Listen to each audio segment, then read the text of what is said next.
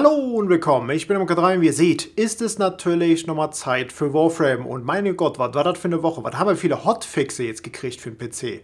Meine Fresse, die werde ich wahrscheinlich im Laufe des Wochenendes auch mal mir alle mal zu Gemüte führen und wahrscheinlich ein Video dazu machen und vielleicht auch mal endlich zum Update selbst, dass wir das alles schön in so einem großen Paket zusammen haben. Aber ich schweife ab. Lasst uns erstmal gucken, was Baro heute Feines hat. Und danach gibt es ein sehr, sehr großes Giveaway von mir. Nicht nur, dass ihr Glyphen von mir kriegen könnt. Nicht nur, dass ihr Platinum heute von mir kriegen könnt. Ihr könnt sogar einen der jetzt wieder aufgeschlagenen Primes bekommen. Jawohl, aber nur einen. Aber davon nur wirklich nur einen. Also heißt man Mac Prime oder Nova Prime. Und wir reden von dem kompletten Bundle von dem. Nicht dem Doppelten, nicht beide auf einmal, sondern ein Komplettpaket eben entweder von Nova oder Mac Prime.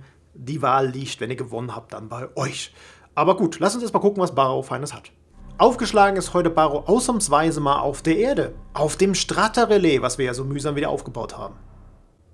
Und für Leute, die selten auf dem Strata-Relais waren, Baro ist hier ein bisschen nicht unbedingt schwerer zu finden, aber wie immer muss man eigentlich nur geradeaus laufen, damit man ihn finden kann. Einfach durch die Tür oben marschieren und da unten, unterhalb von dieser Statue, steht er auch schon. Von der riesen Ember, könnte man sagen. It brings joy to my heart to see Enoros in action.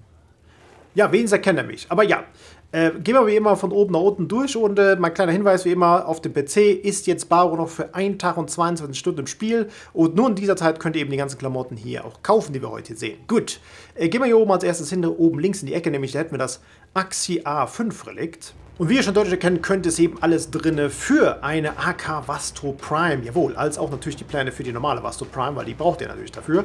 Und generell, wenn ihr diese tolle Sache hier farmen gehen wollt daraus, vielleicht nicht unbedingt Mördertonnen von diesen Relikten direkt kaufen, sondern vielleicht erstmal ein paar und dann gucken, wie es läuft mit der Farmerei und erst dann nachkaufen, wenn ihr wirklich noch weitere Relikte braucht. Nicht, dass ihr plötzlich mit der doppel- und dreifachen Menge von Relikten dasteht, die ihr ursprünglich gebraucht hättet dafür. Aber trotzdem ist halt eine schöne Waffe, ist halt ein Revolver, Doppelrevolver sozusagen mit relativ viel Schnittschaden. Schönes Teil. Und natürlich super schnelles Nachladen.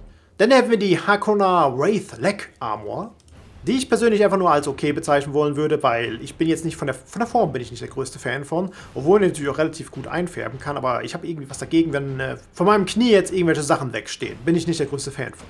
Dann kommen wir natürlich zu den Rare Mods. Als erstes hätten wir hier Fängt Fusilade oder auch gezahnte Salve, 120% Bonus Schnittschaden für Gewehre.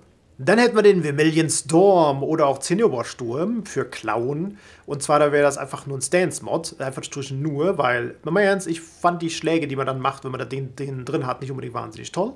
Dann Astral Twilight oder Astrales Zwielicht, auch für Glyphe in dem Falle, auch wieder ein Stance-Mod. Und das wiederum gefiel mir gar nicht schlecht, weil ihr könnt ja eure Glyphe quasi um euch herumschmeißen im Nahkampf, was irgendwie cool ist, vor allem, wenn ihr mehrere Gegner mit treffen gehen könnt. Und Tempo Royal, und das heißt im Deutschen genauso Tempo Royal. Und das ist ein Stance-Mod für Heavy Blades, was ihr für Zweihand-Äxte, aber auch für Zweihand-Schwerter benutzen gehen könnt. Ist ein tolles Teil. Empfehle ich nahezu jedem. Das Einzige, was wir uns danach überlegen müssen, ist, was passiert mit den Stance-Mod, wenn wir erstmal diesen neuen Melee 3.0 gekriegt haben, weil da soll man ja selber seine Schläge basteln gehen können. Aber müssen wir gucken, wenn es soweit ist. Aber trotzdem, ansonsten ist das Ding toll. Absolut toll. Und dann hätten wir die Prisma Angst Rum oder auch Angst Rum, wie auch immer man es aussprechen möchte. Aber dieses Teil ist relativ cool, weil ihr habt eben Explosionsgeschosse damit. Problem ist, ihr macht euch mit selber Schaden. Das ist leider der Nachteil. Aber gut, gucken wir uns erstmal die Sache an. Hier, wir haben hier Meisterschaftsrang 8 brauchen wir dafür. Wir haben eine Accuracy von 26,7, was eigentlich noch okay ist. Eine Charge Rate von 0,6. Eine Crit-Chance von 18% mit einem 2,2-fachen Multiplier. Eine Feuerrate von 2 und ein 3er Magazin. Ja. Immerhin Nachladegeschwindigkeit von 1,8 und eine Statuschance von 59,5%, das ist ziemlich hoch. Und das Ding macht 1350 Basis-Blast-Schaden. Ja, das Ding macht ziemlich große Löcher, vor allem auch in euch. Und gerade die Geschichte, wie das jetzt laufen soll, ihr könnt theoretisch, wenn ich mich nicht völlig falsch vertue, kurz klicken, dann kommt ein Schuss rausgeflogen. Und wenn das Ding halt gedrückt haltet, haut ihr eben am Ende 3 Schüsse auf einmal raus. Muss man halt ein bisschen aufpassen. Gerade wenn ihr Mods da rein tut, die Accuracy reduzieren, weil dann habt ihr nämlich plötzlich so eine Art Fächerschuss. Und wenn der irgendwo aufschlägt vor euch, dann ist es mit euch leider direkt vorbei. Und dann kommen wir zur Prisma Grakata. Ein sehr, sehr tolles Schnellfeuergewehr. Und ja, was soll man dazu sagen? Ist halt Prisma. Sieht auch noch toll aus dazu. So, wir brauchen dafür Meisterschaftsrang 11. Wir haben eine Accuracy von 28,6.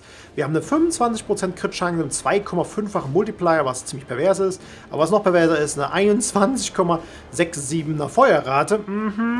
120er Magazin, 2 Sekunden Nachladegeschwindigkeit und immer nur noch 21% Statuschance. Ja, Schnellfeuer ist das Teil, also Dauerfeuer, bis das Magazin leer ist. Und in dem Zusammenhang, das Ding hat einen wahnsinnigen, nicht unbedingt Rückschlag, aber ihr verzieht wahnsinnig schnell mit dem Teil, vor allem wenn ihr Dauerfeuer fahrt längere Zeit. Ansonsten haben wir hier Durchschlagsschaden 5, Schnittsschaden 4 und Einschlagsschaden 6.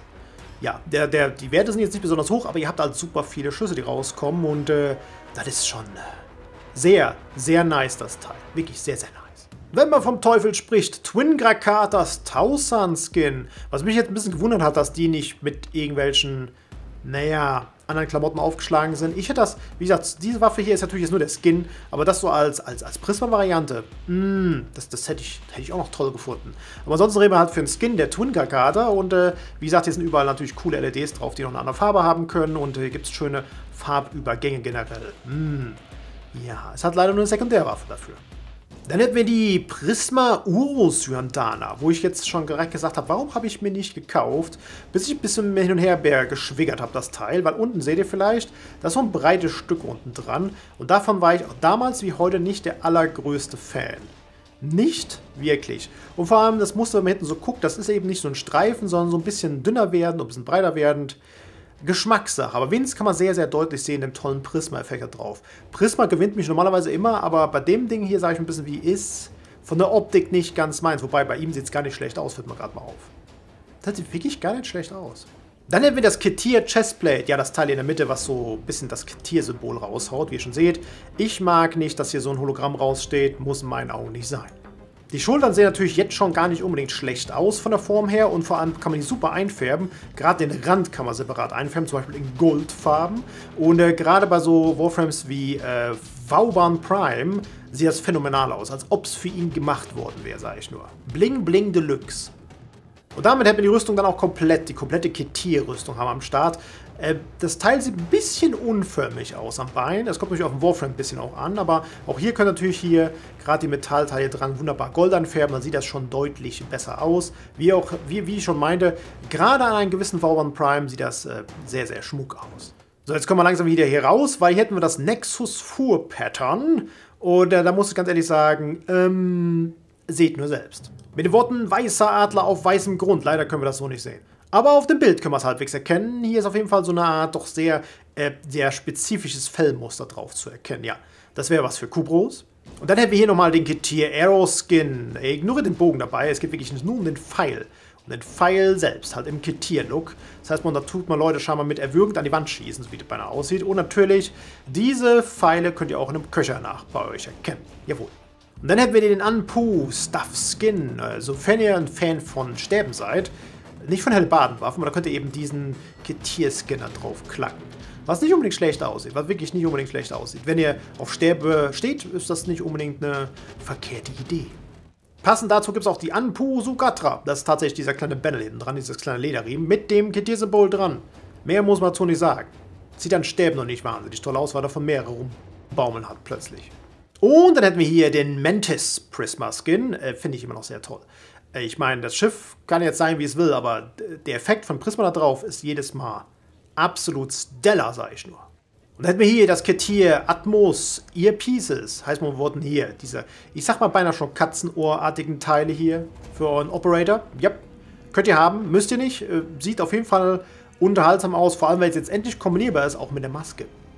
Und für Leute, die unbedingt meinen, sie müssten ihrem Operator Ohrringe anziehen, wie ich übrigens auch, dann könnt ihr euch diese Ketir-Ohrstecker euch eben besorgen, mit dem Ketir-Symbol dran. Und wenn 2 euch zu viel sind, ihr könnt auch nur für eine Seite euch das holen. Und da kommen wir auch langsam ans Ende, nämlich Baro Ketirs Glyphe. Jawohl, wenn ihr unbedingt meint, ihr müsstet Baro irgendwo an die Wand klatschen, gesprayterweise, könnt ihr das hier endlich mal mit tun. Oder als Profilbild haben. Und als vorletztes hätten wir Inneros Tomb Scene, damit ihr eben im Captura-Modus kleine Filme oder Fotos schießen könnt von der sehr cool aussehenden Inneros-Level. Also durch Quest 3, wo die halt stattfindet. Und hier hätten wir es auch. Zu guter Letzt mal wieder Sense of Inaros Blueprint, damit ihr eben selber Inaros freischalten gehen könnt. Wenn ihr eben diese Mats zusammen sammelt, müsst ihr nur diese Quest bauen und dann könnt ihr eben die Questreihe auch durchspielen. Ausgezeichnet, sage ich nur. Und ja, wer es noch nicht getan hat, der macht das mal. Macht das einfach mal. Es ist sehr unterhaltsam, wirklich sehr unterhaltsam. Vor allem, wenn ihr irgendwelche Katzen fotografieren gehen wollt länger. So viel zum Thema Baro für heute und jetzt geht's endlich los mit meinem Giveaway. Zum einen könnt ihr natürlich heute gewinnen meine Glyphe, die ihr im Hintergrund gerade seht, also die Codes dafür, als auch Platinum, als auch eben, wie ich schon am Anfang meinte, eben entweder einen Code für Nova Prime, das Bundle, was momentan hier existiert, oder eben für Mac Prime. Da ist natürlich auch die Waffen jeweils drin und so weiter und so fort, aber nicht natürlich, dass beide zusammen drin sind, sondern wirklich nur einer von den beiden. Und das Einzige, was ihr jetzt machen müsstet, wäre gleich eine Frage beantworten, die Antwort darauf in die Comments schreiben und ungefähr Montag, Dienstag nächste Woche haue ich euch dann an, sofern ihr gewonnen habt. Und nun zu der Frage, die ich stellen wollte. Wann glaubt ihr, wann Railjack rauskommt für den PC? Ja, das Datum wäre in der Hinsicht also wichtig. Und natürlich könnt ihr auch beischreiben, warum ihr das glaubt. Ich bin mir relativ sicher, dass das Datum dafür noch nicht in irgendeiner Form veröffentlicht worden ist. Deswegen könnt ihr einfach mal eine Runde raten gehen. Ja. Neben der Antwort auf meine Frage sind zwei Angaben noch sehr, sehr wichtig. Zum einen, von welcher Plattform kommt ihr? Oder beziehungsweise auf welcher Plattform wollt ihr die Codes einlösen am Ende des Tages. Und der Punkt dabei ist folgender. Sollte ich zum Beispiel jetzt, ich sag mal, 30 Leute von der PlayStation 4 als Gewinner ziehen für Platinum, aber ich habe nur 2 Codes, dann, ja, da wäre das ein bisschen schlecht. Deswegen wäre es gut zu wissen, von welcher Plattform ihr gerade kommt. Und der wichtigste Punkt, den ihr angeben müsstet, wäre, was wollt ihr überhaupt am Ende des Tages gewinnen? Wollt ihr ein Prime Bundle haben? Wollt ihr Platinum lieber haben oder meine Glyphe im Hintergrund? Könnt ihr euch aussuchen und wenn ihr nur eine Sache hinschreibt von den dreien, ist die Wahrscheinlichkeit auch höher, dass ihr gewinnt, als wenn ihr sagt dann, ist mir egal oder einfach nichts dahin schreibt, weil dann lasse ich das gelten, also ist mir egal, nicht wahr? Und ja, dann im Endeffekt, wenn es zum Stechen käme, wer jetzt gewinnt, setzt sich in der Regel immer der durch, der eben nur eine Sache hingeschrieben hat. Nur mal so als Tipp schon mal, nur mal so als Tipp. Deswegen gut überlegen, was ihr haben wollt und einfach da hinschreiben und die Chancen stehen dann einfach mal deutlich besser. So, und das war es erstmal wieder von mir. Danke fürs Beischauen Zuhören. Das war Mk 3 und ja, so viel zum Thema erstmal Baro und dem großen Giveaway heute. Und ich gucke jetzt erstmal, was heute Abend der Dev-Stream-Feindes zu uns sagt. Ich bin ja mal gespannt, was die Devs so jetzt sagen gerade, ob sie gerade am Schmelzen sind mit den ganzen Arbeit, die sie sich aufgehalst haben, mit den ganzen Hotfixen. Und natürlich versuche ich jetzt bald erstmal die ganzen Hotfixe nachzubearbeiten, damit ihr überhaupt wisst, was überhaupt so passiert ist in den ganzen Hotfixen. Weil ein paar von den Hotfixen habe ich gesehen, die sind teilweise von der Länge her genauso lang wie normale Updates. Deswegen, dann werde ich auch mal einen Blick drauf schmeißen und wahrscheinlich das alles mal im Video zusammenfassen. Wahrscheinlich wird das Video ein bisschen länger sein. Aber bisher erstmal bis die Tage und ciao.